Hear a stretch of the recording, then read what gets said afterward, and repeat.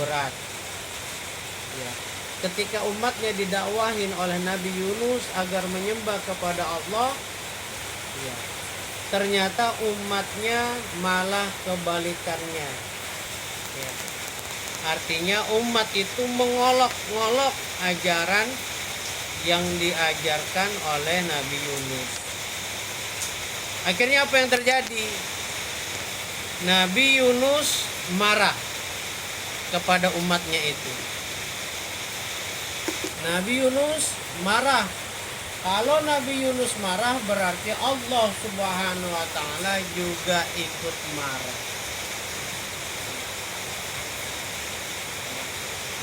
Lalu tidak disebutkan bahwasanya umat itu akan diturunkan bencana oleh Allah Subhanahu wa taala. Lalu singkat cerita, ya, Nabi Yunus alaihissalam diberikan petunjuk oleh Allah Subhanahu wa taala untuk menaiki sebuah kapal. Untuk menaiki sebuah kapal. Namun kapal yang ditumpangi oleh Nabi Yunus, ya, karena overload, kebanyakan itu overload di kapal tersebut, akhirnya barang-barang yang ada di kapal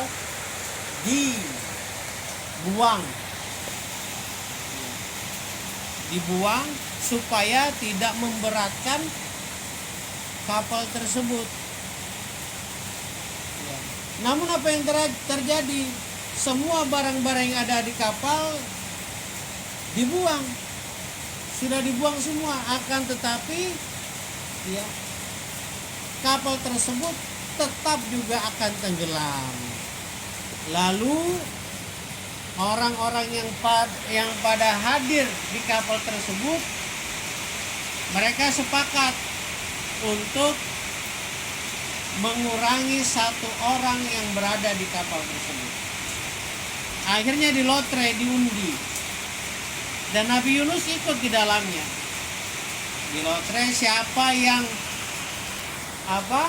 terpilih maka dia harus diceburkan ke dalam laut. Apa yang terjadi? Ternyata undian itu yang dapat adalah Nabi Yunus alaihissalam. Nabi Yunus alaihissalam. Dan dia yakin bahwa apa yang sudah digariskan itu dari Allah Subhanahu wa taala, pasti ada sebuah hikmahnya. Karena Nabi Yunus kena lotre, ya, kena undi bahwasanya dia akan dibuang ke dalam laut, ya dibuang. Karena untuk menyelamatkan kapal tersebut, kalau tidak dibuang bakalan akan tenggelam. Lalu setelah Nabi Yusuf masuk ke laut, diterkamlah, ya, oleh namanya Zunnun. Kalau bahasanya di situ ikan besar. Ya, ikan besar itu ya paus. Ya, ikan paus ditelan Nabi Yunus, dan tinggallah Nabi Yunus di dalam perutnya ikan paus. Di sana ada lendir. Ya, pastinya lendir dah, ya kan, namanya ikan. Kalau orang-orang yang barat-barat ini nggak yakin cerita itu. Masa ada seperti itu ceritanya.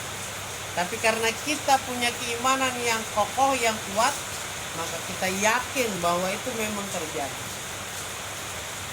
Jadi Nabi Yunus di dalam perut ikan yang ada lendirnya, yang ada gelapnya. Lalu beliau minta kepada Allah Subhanahu wa taala dengan kalimat la ilaha illa anta subhanaka inni kuntu minadz dzalimin. Banyak riwayat yang menyatakan bahwa Nabi Yunus berada di ikan paus itu ada yang sampai 40 hari.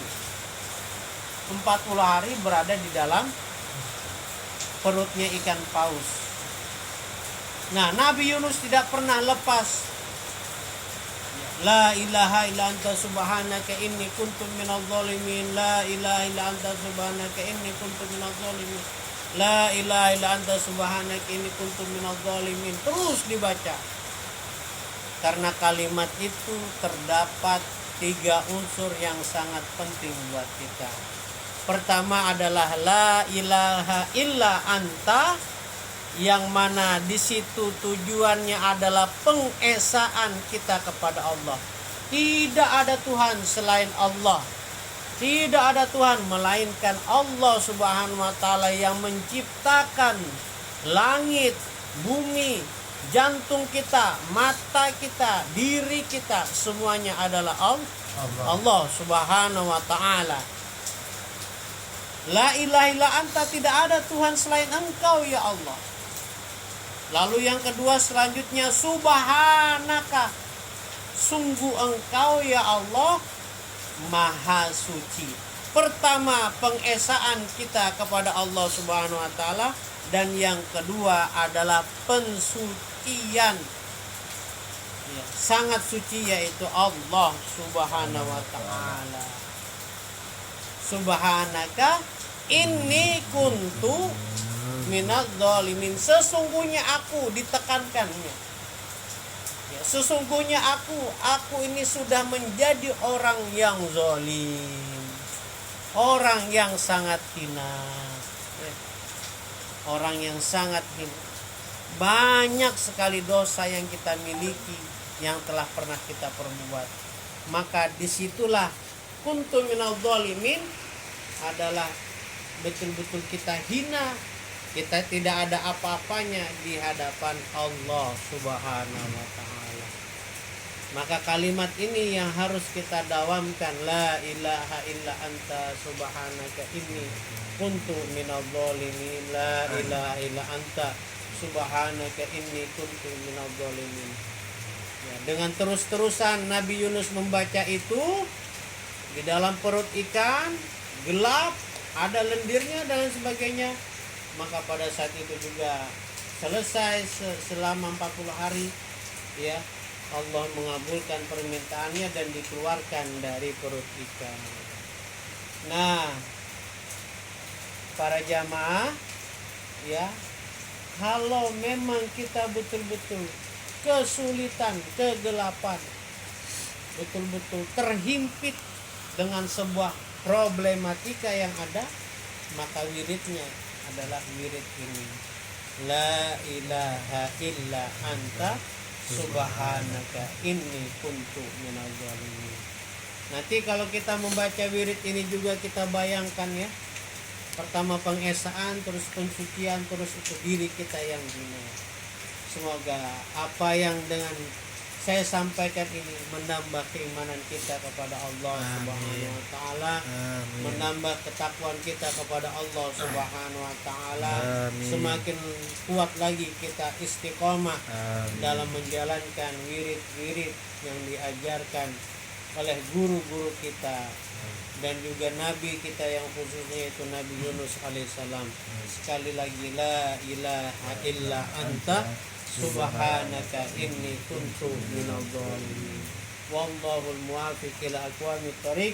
Assalamu alaikum warahmatullahi wabarakatuh. Waalaikumsalam.